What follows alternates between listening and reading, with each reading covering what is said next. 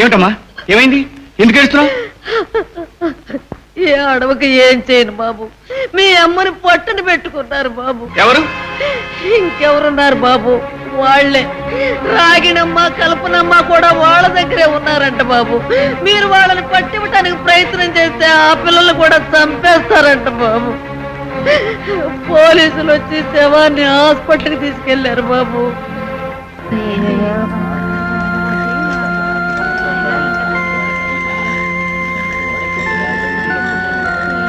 ఏం డాక్టర్, ఏం తెలియదు? ఆమెనెవరూ చంపలేదు, సహజంగానే గుండె దెబ్బ వల్ల చనిపోయింది.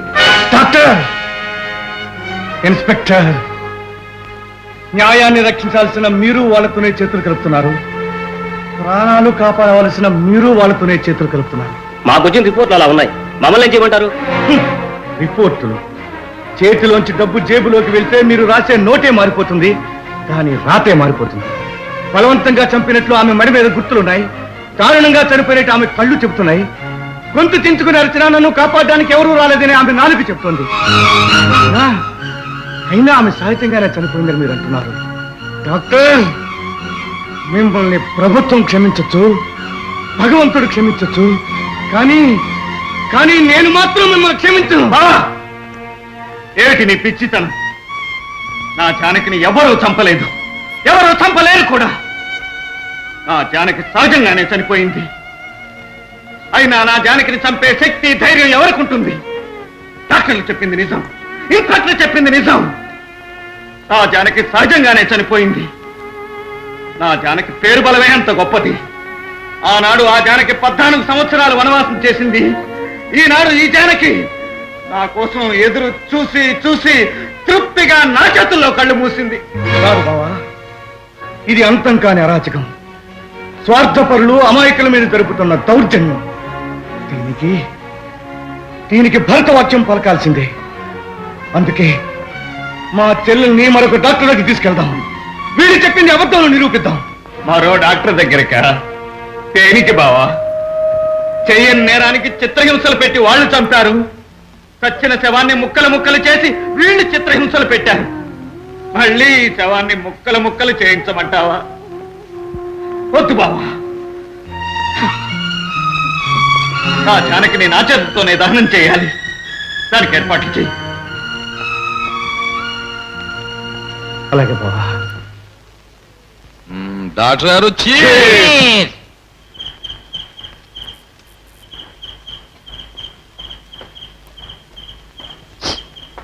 ఇలా రండి. జానకమ్మని పోస్ట్ మార్టం తీసుకొచ్చారే, ఏమైంది? లేదండి, ఇప్పుడే బాడీని తీసుకెళ్లారు. ఎంతసేమైంది? ఇప్పుడే సార్.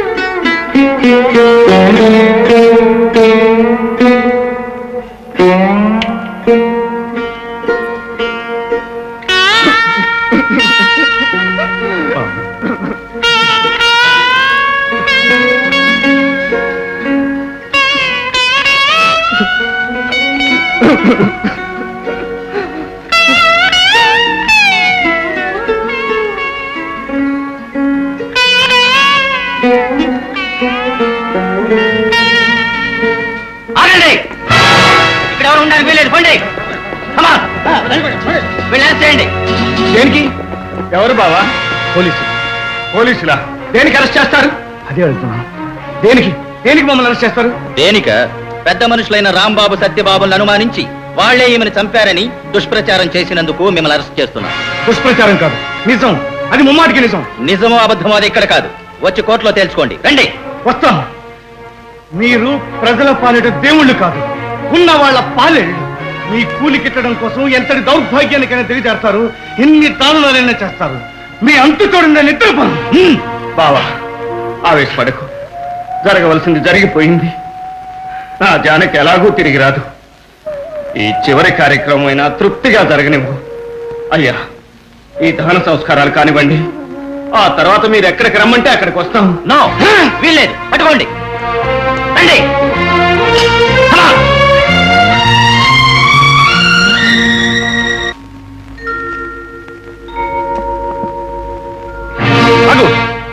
నువ్వు దహనం చేస్తున్నావా? వాళ్ళని పోలీసులు అట్టుకుపోయారు బాబు. ఎందుకని?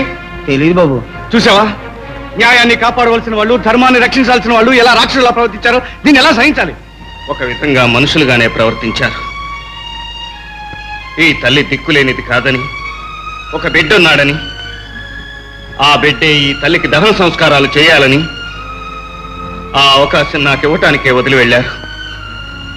ముందు నా తల్లికి దహన సంస్కారాలు చేద్దాం, ఆ తర్వాత వాళ్ళ సంస్కారం చేద్దాం.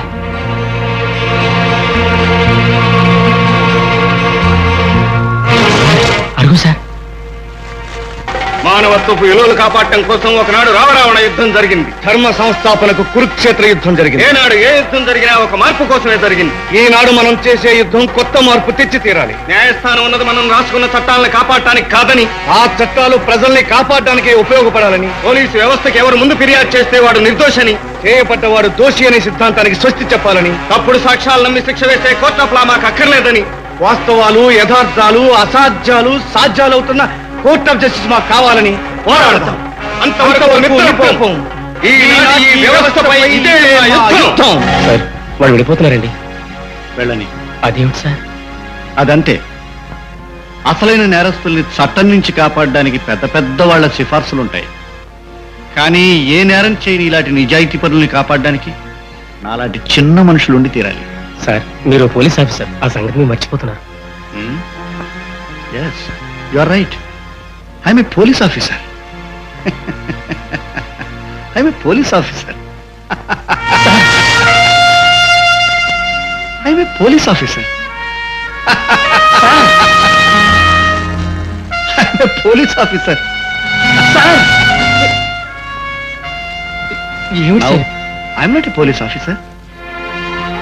యూ కెన్ అరెస్ట్ మీ.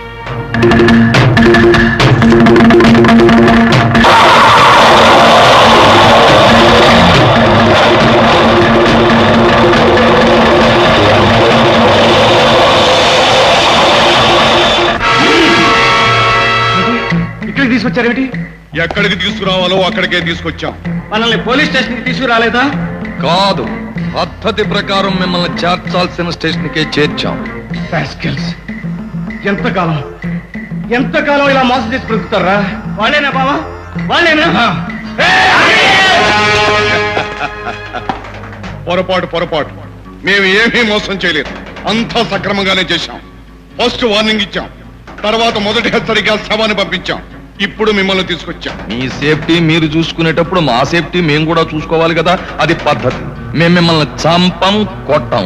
కాకపోతే మా మీద పగబట్టి చిరతపుల్లా తిరుగుతున్నారే మీ అబ్బాయిలు, వాళ్ళ పట్టి ఆపాలి, అది పద్ధతి. ఆపడమే కాదు, వాళ్ళిద్దరూ పోలీసులకు లొంగిపోవాలి. అలా లొంగిపోతేనే మీ ఇద్దరిని వదిలేదు, లేదా మీ ఇద్దరినే కాదు ఒక్కసారి అటు చూడండి.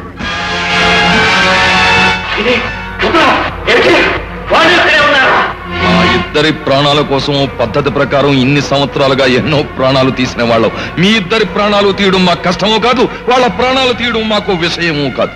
అందుచేత ఆలోచించుకోండి. మీరు శాసించేదేమీ లేదు. మర్యాదగా వాళ్ళను పోలీసులకు లొంగిపోమని చెప్పండి. పిచ్చి వాళ్ళారా, ఒక్క విషయం మర్చిపోతున్నారు. ఆ రెండు చిరత పుల్లు మాత్రమే, ఈ రెండు దెబ్బతిన్న పుల్లు. వాటికి ఆవేశం మాత్రమే ఉంటుంది, వీటికి ప్రతీకారం కూడా ఉంటుంది. మిమ్మల్ని చంపే దురదృష్టం వాళ్ళకెందుకు? మేము చాలు మీ చావు చూడడానికి.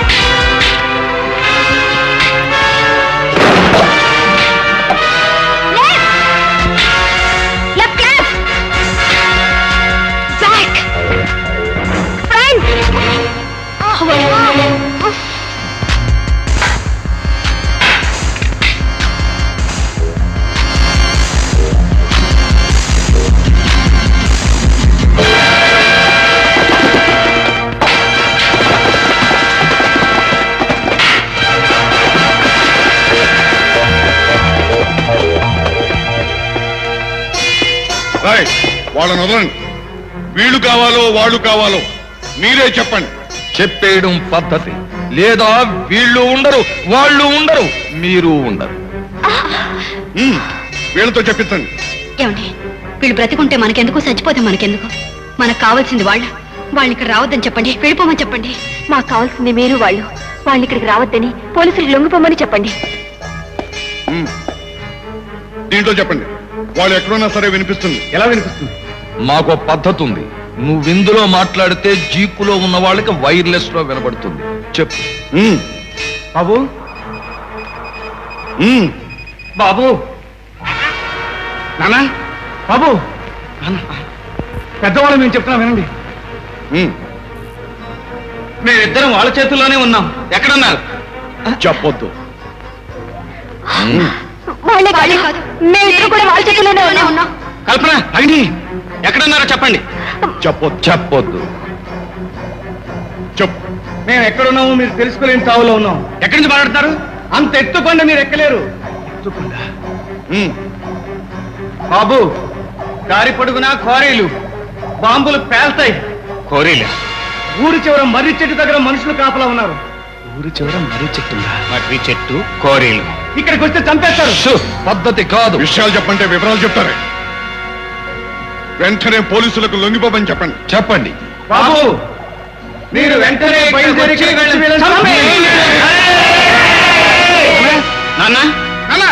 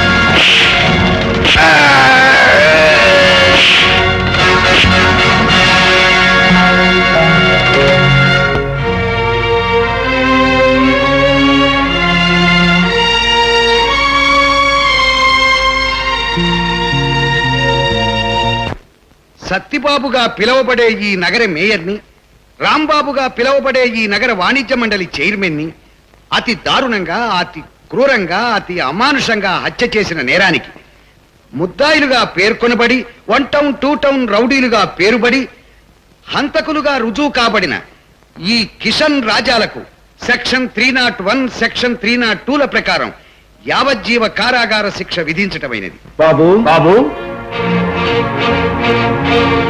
ఎవరు మీరు? శిక్ష విధించబడ్డ ఆ బిడ్డల తండ్రులం బాబు. మీరిలా రావటం చట్టరీత్యా నేరం. మేము వచ్చింది నేరానికి చట్టానికి ఉన్న చుట్టరికం తెలుసుకుందామని బాబు. వాట్? అవును బాబు, మా బిడ్డలకు శిక్షలు వేశారే, ఆ శిక్షలు ఎందుకు వేశారో తెలుసుకోవచ్చా? హత్య చేసినందుకు. ఎవరిని బాబు? సత్తిబాబు, రాంబాబు అనేవారిని. వారెవరు బాబు? పెద్ద మనుషులు. వయస్సులోనా బాబు? ఏమిటా పిచ్చి ప్రశ్న? అందుకే చట్టానికి కళ్ళు లేవంటారు. అర్థం లేకుండా మాట్లాడుతున్నారు. అవకాశం ఇస్తే ఆ మాటకి అర్థం ఏమిటో మేం చెబుతాం బాబు. మ్మ్. సరిగ్గా 14 సంవత్సరాల క్రితం ఇదే కోర్టులో మీరే లాయర్గా నిలబడి మా ఇద్దరికీ యావజ్జీవ కారాగార శిక్ష విధింపచేశారు. ఎందుకో గుర్తుందా బాబు? లేదు. అయినా రోజుకు ఎన్నో జరుగుతుంటాయి. అవన్నీ గుర్తుపెట్టుకోవటమేనా మా పని? ఒక్కసారి మీ పాత చట్టాలు తిరగేయండి, మా చరిత్ర చూసి చెప్పండి. మీరు చెప్పాక, మేము చెప్పేది విన్నాక మీ తీర్పు తిరగరాయండి.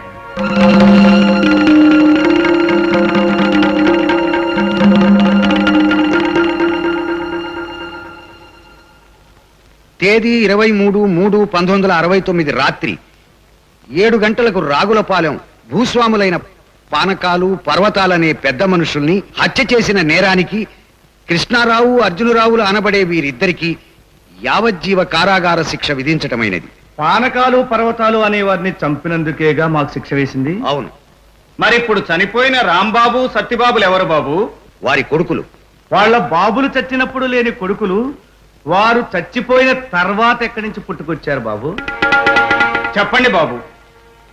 ఆ పానకాలు, పర్వతాలు చనిపోయేటప్పుడు వాళ్ళకి కొడుకులు గాని, కూతుళ్ళు గాని, భార్యలు కాని ఎవ్వరూ లేరు. మీ లెక్క ప్రకారం వాళ్ళని మా స్వహస్తాలతో మేమే చంపాం. అంటే వాళ్ళ వంశం మా చేతుల్లోనే అంతమైపోయింది. అలాంటప్పుడు ఈ రాంబాబు, సత్యబాబులు ఎక్కడి నుంచి వచ్చారు, ఎలా వచ్చారు బాబు? ఆ ఇద్దరు వారు చనిపోయినట్లు నటించి ప్రభుత్వం నుంచి తప్పించుకొని వేషాలు మార్చుకొని చాలామంది అవుతున్నారు. ఆ రాంబాబు, సత్యబాబులే ఈ పానకాలు, పర్వతాలు. ఈ యథార్థాన్ని కోర్టు వారు గుర్తించవలసిందిగా మనవి చేసుకుంటున్నాం. ఆ రోజు హత్య చేయబడ్డ పర్వతాలు, పానకాలు, ఈ రోజు మళ్ళీ హత్య చేయబడ్డ రాంబాబు, సత్యబాబు ఒకరే బాబు. వారే వీరు, వీరే వారు. అప్పుడేమో సచ్చినట్టు నటించారు, ఇప్పుడు నిజంగా చచ్చారు. అంతేకాదు బాబు, ఆ రంగారావు చంపింది కూడా వాళ్ళిద్దరే. ఈ ఇద్దరు అడ్డు తొలగించుకోవడం కోసం కేసు వీడి మీద బనాయించారు బాబు.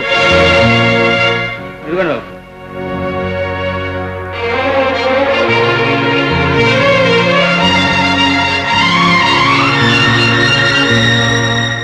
వాస్తవాల్లోకి వెళ్లి యథార్థాలు తెలుసుకున్నాక ఇప్పుడు కిషన్ రాజాలు హత్య చేసిన రాంబాబు, సత్యబాబు, అప్పుడు కృష్ణారావు, అర్జునరావులు హత్య చేసిన పానకాలు, పర్వతాలు ఒకరేనని, వారు న్యాయస్థానాన్ని నుంచి తప్పించుకొని కొన్నాళ్లు విదేశాల్లో తిరిగి వేషం మార్చుకుని వారి కొడుకుల్లా వచ్చి చట్టాన్నించి తప్పించుకొని తిరుగుతున్నారని కోర్టు వారు నమ్ముతున్నారు. అంతేకాకుండా గతంలో వారి మిత్రుడు రంగారావును హత్య చేసింది ఆ పానకాలు, పర్వతాలేనని, ఆ నేరాన్ని రాజాకిషన్లపై మోపారని కోర్టు వారు గుర్తించారు. కృష్ణారావు, అర్జునరావుల పట్ల జరిగిన అన్యాయానికి కోర్టు వారు సానుభూతి చూపుతూ బాధపడుతున్నారు. నిజాన్ని తెలుసుకున్నారు. కోర్టు వారు నిజాన్ని తెలుసుకున్నారు, వాస్తవాన్ని గుర్తించారు, జరిగిన దానికి బాధపడుతున్నారు. సరిపోతుందా ఎవరానా? మీ ముసలి కన్నీరు 14 సంవత్సరాలు ఏకధాటిగా కార్చిన ఆ ముసలి వాళ్ళ కన్నీటిని తుడుస్తుందా ఎవరానా?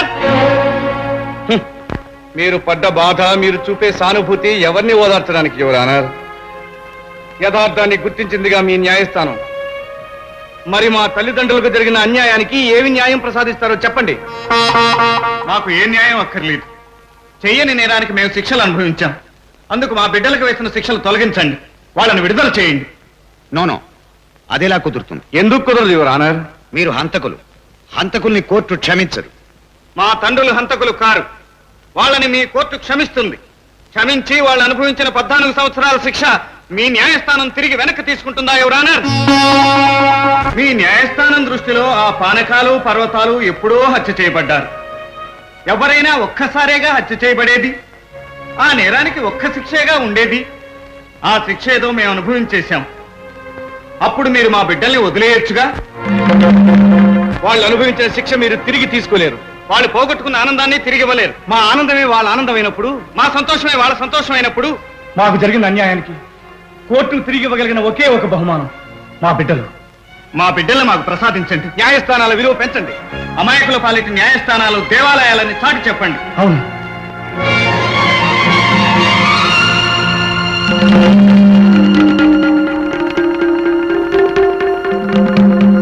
అర్జున్ రావు, కృష్ణారావు, కిషన్ మరియు రాజాల కోరిక విన్న తర్వాత బార్ కౌన్సిల్స్ అన్నీ కలిసి ఏకగ్రీవంగా తీర్మానం చేసి కోర్టు వారిని ఈ కేసుని ప్రత్యేకంగా చూడవలసినదిగా అభ్యర్థించిన తర్వాత గతంలో చూసిన అనుభవాల దృష్ట్యా కోర్టు వారు ఈ కేసుకు ప్రత్యేకతనిచ్చి వారి కోరిక మన్నించి హంతకులుగా పరిగణింపబడ్డ కిషన్ మరియు రాజాలను విడుదల చేయుటకు కోర్టు వారు అనుమతించటమైనది.